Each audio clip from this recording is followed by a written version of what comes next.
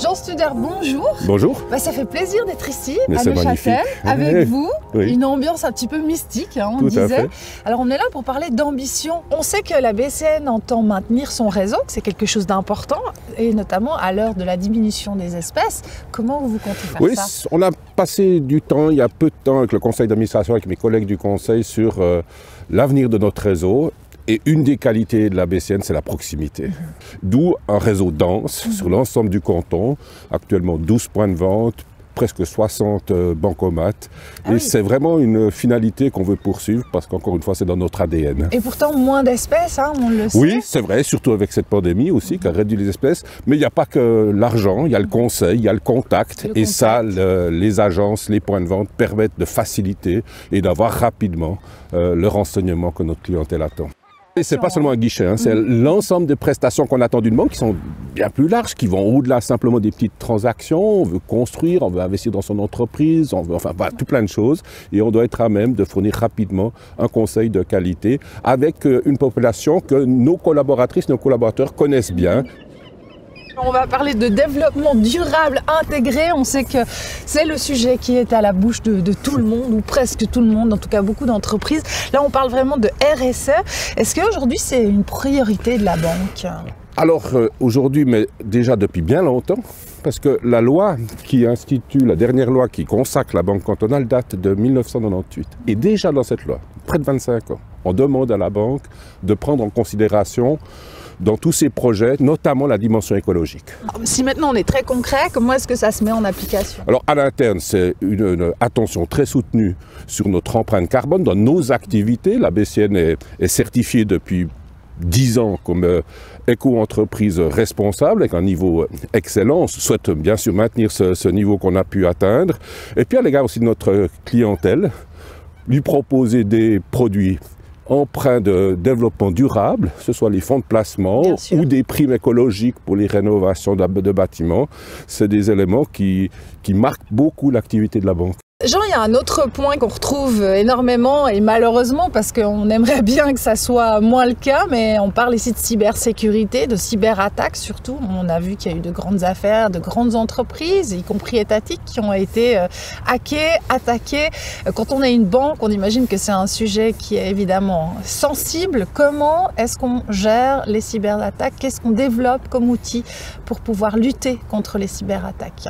On se protège, on veille à rester toujours à la pointe des protections informatiques et on veille surtout à ce que s'il devait y avoir une attaque, elle n'impacte pas les prestations de la banque et puis elle n'impacte pas les données de la clientèle. La première chose qu'il faut faire, c'est rendre attentif notre clientèle à une utilisation adéquate des outils informatiques qui se développent beaucoup partout, y compris dans le cadre de nos prestations bancaires. Et il faut vraiment bien utiliser ces outils. C'est généralement ces outils-là mal utilisés qui constituent la porte d'entrée des hackers en matière de cybersécurité. Et puis après, il y a des procédés, des mesures internes qui sont prises, dont je ne vais pas vous dévoiler le détail pour des raisons de sécurité. Alors on parlait d'engagement écologique tout à l'heure, mais il n'y a pas que ça, il y a d'autres engagements, il y en a de multiples à la BCN.